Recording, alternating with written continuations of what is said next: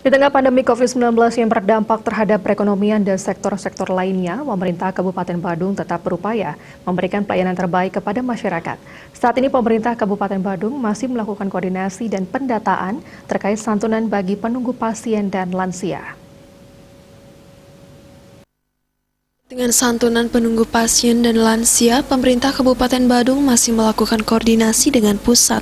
Di samping itu juga pihaknya melakukan pendataan yang baik terkait domisili. Pemerintah Kabupaten Badung juga berupaya dengan bantuan kementerian terkait dan Gubernur Bali berkenaan dengan penerimaan vaksin. Badung yang merupakan pintu masuk wisatawan diharapkan mendapat prioritas vaksinasi. Itu artinya apa? Ini kesiapan kami pemerintah Kabupaten Badung untuk menindaklanjuti berkenaan dengan mengantisipasi pandemi COVID-19. Itu. Yang kedua, bagaimana kami harus memulihkan ekonomi. Karena sejak awal saya sudah sampaikan di Badung ini satu darurat pandemi COVID-19, yang kedua kita kan darurat ekonomi.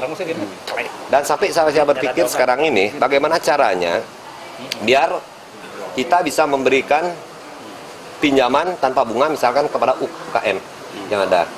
Bagaimana yang kedua kami harus merumuskan bagaimana stimulus yang harus kita berikan kepada UKM Kabupaten Badung. Nah ini kita harus melakukan juga yang dimaksud dengan transformasi digital, dan langsung kalau kita bisa berjalan.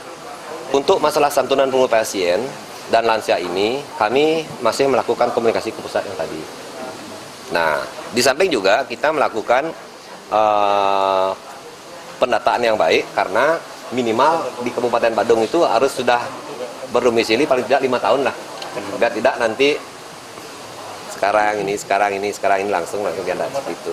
Saya kira komitmen saya untuk melaksanakan ini harus jalan dong.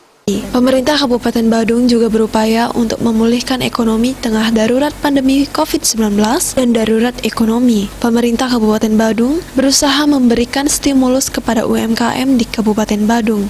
Agung Ria, Bali TV.